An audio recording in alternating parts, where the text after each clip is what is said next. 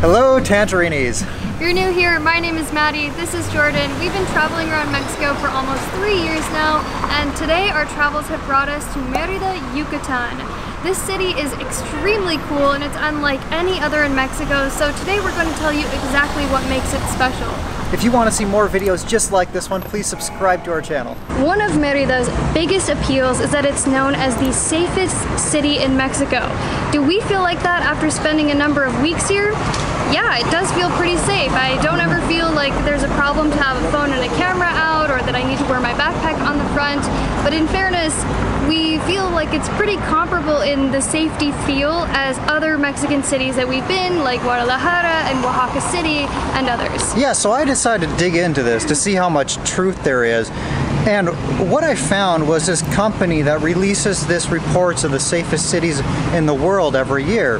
And in 2019, it came back, Merida, as the second safest city in the Americas, only behind Quebec and Canada. But then I looked into the details and it turns out they only track like 230 cities in the entire world. But then we found out something really interesting. We learned recently that perhaps the real reason that Merida is the safest city in Mexico is because this is, you might call a neutral zone or a safe zone for cartel groups to put their families, where they basically agreed, I want my family to be safe, you want your family to be safe, so they can go to Merida and that's off limits. Of course, we have no way of fact-checking this, but it does seem like a very plausible reason why this could continuously be known as the safest city. Another thing you're going to love about Merida is all of these giant properties in and around the city called haciendas. Haciendas are these huge buildings with dozens of rooms and lots of different purposes. Most of them are hundreds upon hundreds of years old, and they were built in the time when henequen was the cash crop for Merida and made it the richest city in the world at one point. And these gigantic properties were built basically for the purpose of curating that crop and selling it. Yeah, exactly. I love these haciendas. We've actually only been to them one other place in Mexico, and that was in Jalisco, and this hacienda was used to make tequila there. Oftentimes these days they're converted into things. In this case, we're at one that is now a Marriott hotel. Hacienda Temozon.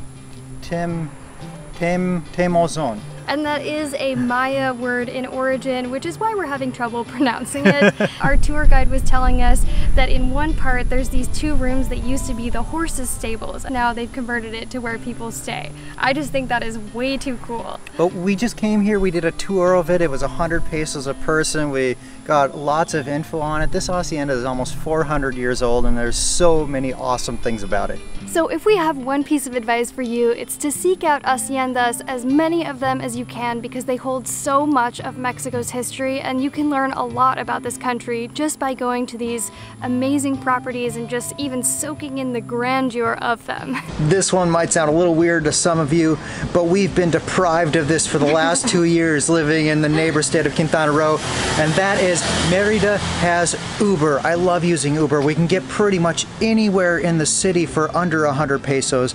Like a ride last night that cost us 50 pesos. That same ride in Tulum would have been 350 pesos from a cab there. Oh shoot, or more. Well, we love Uber and it is available in many cities across Mexico, but not all, so it does feel like kind of a luxury when we do have that option, and that way we don't have to deal with the hassle of cab drivers that try to scam us or any of the weird stuff that can happen when it comes to taxi drivers.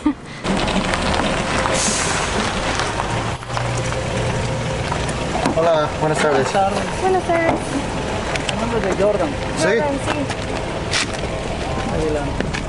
Something else you're going to love about Merida is the city's history. For example, right behind me here is the Merida Cathedral, which was built in the late 1500s. This cathedral is actually one of the oldest in the Americas, and it was built on top of Mayan ruins, of the Mayan ruins Tijo. Yeah, as a matter of fact, if you looked at the corners of the cathedral, you can see that there's different color stones, and that's because they destroyed the Mayan temples to take the stones and build their own churches. A little bit of a dark and sinister past, but you know, that's part of history, and this is just one example of the history that you can learn about, the history that is part of this amazing city. Another thing that makes Merida an absolutely bucket list worthy city is the architecture. You can see gorgeous displays of architecture all across the city. city, and you don't have to be an architecture buff to appreciate it.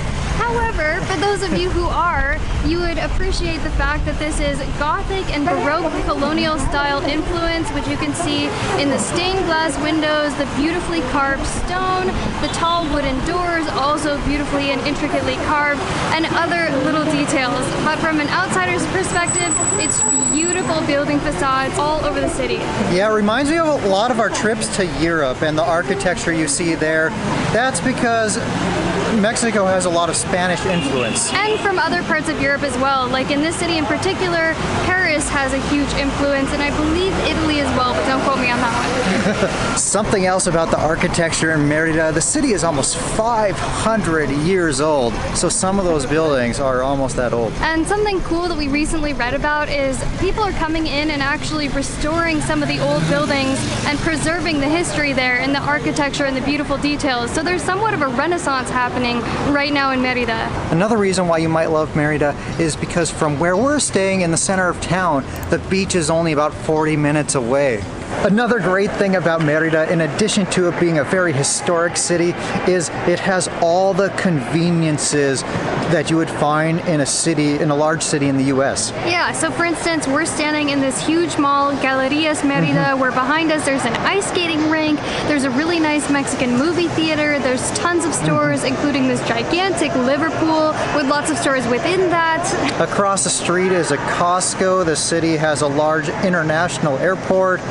So pretty much anything that you would want to get in a big US city, you're going to find here as well. It has a very classic, typical Mexico feel to it, but also some of the elements of a big city that make it a comfortable place to live. Another reason Merida is kind of awesome is because it's one of the rare places where there's a big expat community, a big English-speaking community, but you don't have all the nightmares that come with tourist destinations. Yeah, so there's obviously other places in Mexico that have big expat communities like Ajijic, Puerto Vallarta, Playa del Carmen, Cancun, yeah, many places in the Cabo. Riviera Maya, but with those places come lots of tourist traps, scams, high prices, and other less than desirable things. Whereas here in Merida, you have a huge population of expats and fellow travelers to connect with, but none of those less than desirable things. And for this next one, I kind of just alluded to it in the last one, but another reason Merida would be a great place to live or travel is that even though it might be considered expensive by Mexican standards, it is a very, very affordable place to live, especially when you compare it to comparable cities with large expat communities. Yeah, for example, we went to like an upscale part of town last night to this really nice sushi joint. This is like a place you would find in Vegas or in Old Town Scottsdale. And the rolls at this place were about $5 a piece compared to whatever they would be 15 or 20 in one of those places back home. Another reason we really love Merida is Paso de Montejo. This street was named after the conquistador Francisco de Montejo, who founded Merida, Yucatan's capital city.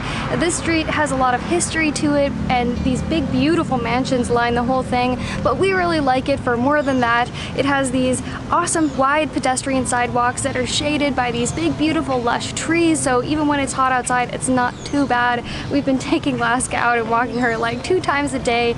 It's lined with coffee shops and restaurants, and it's very clean, and it's a nice place to come hang out, but then you also do have all that history and the incredibly extravagant mansions that were built by the wealthiest Yucatecans back in the late 1800s. Hey Jordan. What? There's a mansion over there. It says for sale. Should we buy it and paint it Tangerine? All right, he doesn't seem to be digging it. Anybody else? Any takers want to buy me a mansion and paint it Tangerine? Another really cool thing about Merida is all the handicrafts and artisanias you can find here that are unique to here. There are some products that you can't find anywhere else in the world. For instance, we're in this store called Tags, where they make shoes, this style of shoes that actually dates back 500 years ago to Europe. To Europe, yes, and they've kind of modernized it with a new style of printing and work with different local indigenous communities to put them all together. This is the founder of the Tags brand, Mauricio. Mauricio, can you share with us the Mayan communities that help out with the production of the shoes? Sure. Right now we're working with 2 Mayan communities. One community is in charge of making all the production of our shoes. It's all Hunukma. And the other community, where we make all the embroidery, done mostly by women, the name is called Tijolop. And you're able to support help support some of these Mayan communities. Part of the idea of this project is try to share the traditions, the techniques, and make a more even Mexico, and try to work together for making this handicraft. Thank you, Mauricio. Appreciate it. Ooh, it fits. I saw these shoes and I knew that I had to have them. They're embroidered with flowers on them, hand embroidered, hand stitched, and Mauricio was telling us that this pattern would take about 2 days to do, and you could tell on the back side that this is sort of how you can tell that it's done by hand, because it doesn't look exactly the same on the back. Whereas I'm wearing these shorts from American Eagle. They have a stitched flower right here, but if you flip it around, you can tell that it's basically perfect. It looks almost the same. Yeah, so that's how you know it's done by a computer and not stitched with love by hand. I decided to go with these. It's concert tickets from the 70s, so I see one from Heart, Pink Floyd, Led Zeppelin, Queen. But yeah, very colorful, and also has the Heineken around it, so that's really cool since we just went to an hacienda where they used to produce that. And if you come here to Tags and you buy a pair of shoes, the last step is that you get to finish it off with a stamp. There's ones that say like Hecho en Mexico. Made in Mexico. Made in Mexico, the name of the store, tags, so you get to pick which ones you want to make your shoes even more unique for you. I'm trying to convince Mauricio, for all of you who come here after seeing this video, to have a Tangerine travel stamp. So I'm going to use one stamp that says the name of the community that stitched these. Tags Artisanal Mexicana.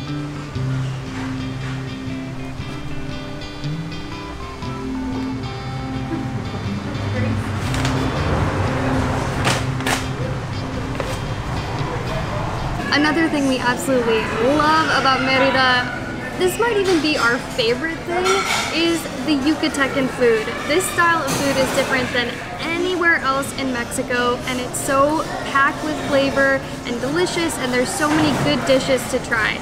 And drinks as well. For instance, I ordered this agua de chaya, and so this is made with the chaya leaf, sometimes called tree spinach, and it's a plant that originated in the Yucatan Peninsula. We wanted to order as much as possible to show you some of the different Yucatecan staples, and we got panuchos, longaniza de Valladolid, and pipiwa. I'm especially excited to try pipiwa because that's a new one for me. Like Jordan said, we also got panuchos, which prior to coming here this trip, I had only ever known as the name of a dog in Puerto Morelos. Turns out it's a food. It's a corn tortilla that they put refried beans on the inside, and then they top it usually with meat like cochinita pibil, which is so flavorful and really tender suckling pig they prepare in a special way in something called a pib, usually underground. Oh my gosh, so good. We also have these things that we've never tried before called pipiwa. Hopefully I pronounced that right. And it's basically like a potato taco, because this on the outside is made of masa, corn, and then on the inside they filled one with cochinita pibil and one with lomitos, two different types of typical meat of Yucatan, and oh my gosh, it's so good. Crunchy on the outside, fluffy dough on the middle, and the meat, it's just so flavorful. Well, we tried just a few dishes that are typical of Yucatan, but there are so many more. Like papazules, sopa de lima, salbutes, and bokchuk. Just literally so many to try that we can't, not only can we not list them all, we couldn't try them all in one sitting even if we wanted to, which we do. I do have to say though, one downside of coming to Merida is that this may spoil food for you for the rest of your life. Not to mention, I'm going to be so fat after we leave here. Like, this was so much food, and Jordan got full, and I was just like, like shoveling it in in my mouth like a heathen.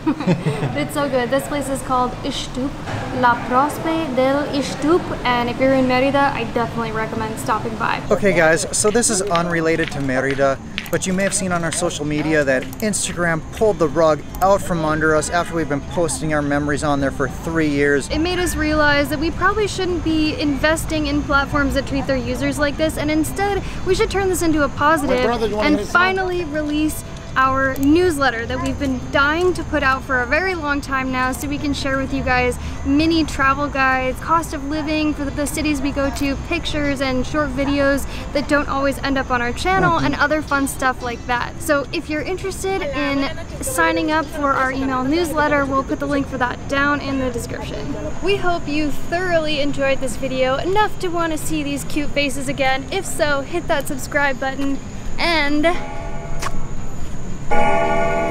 gong that bell. And we'll see you next time.